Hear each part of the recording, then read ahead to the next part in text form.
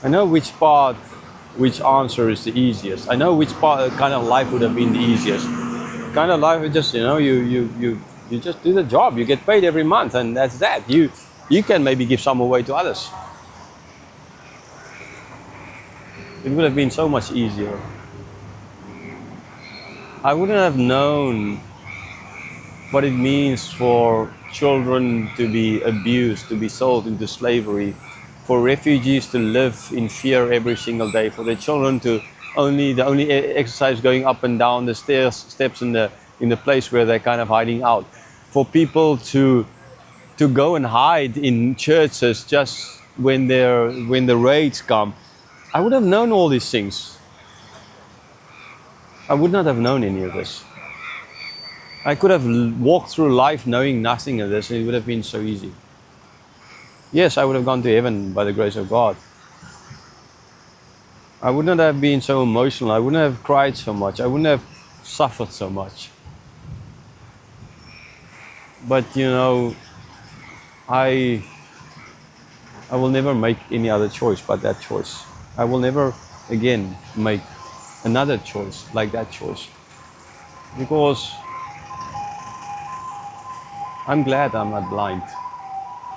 I'm glad that I can see the world for what it is.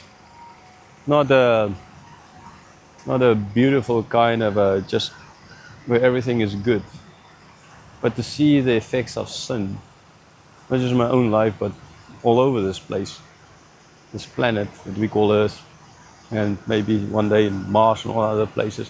I can see all of that, and I know what life is. I'm not blind.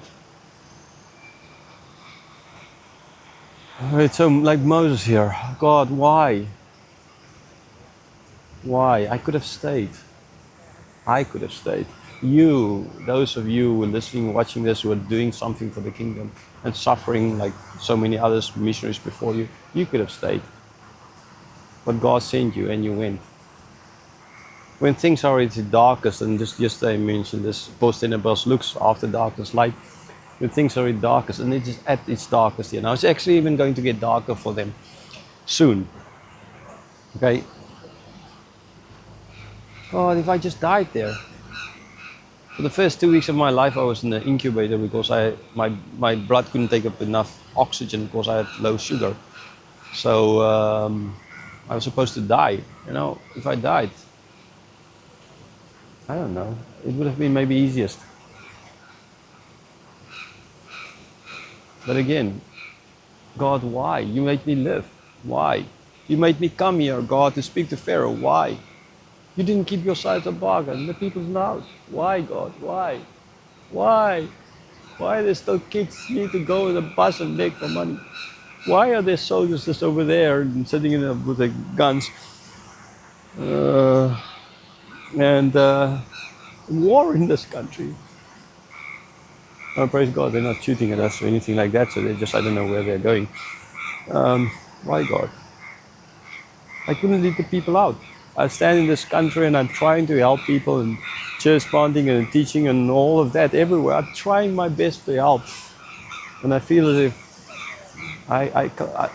it's just nothing sometimes. But again, the grace of God, the grace of God. So yes, that's I think the main lesson I kind of feel that you can take out of this book is the fact that when God sends you to do something, it's not going to be easy.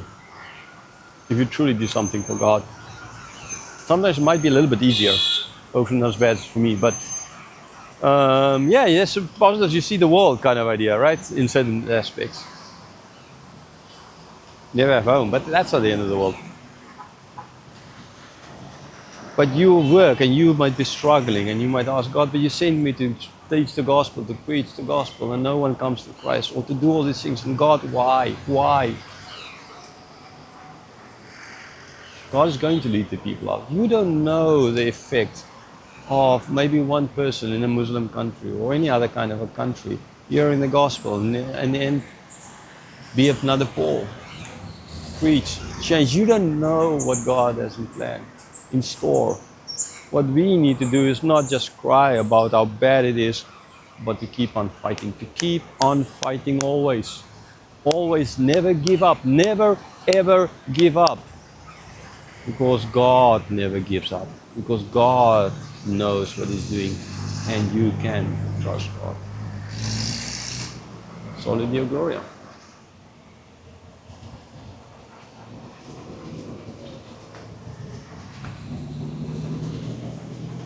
So yeah, here in Yangon, on the edge of Inya Lake still.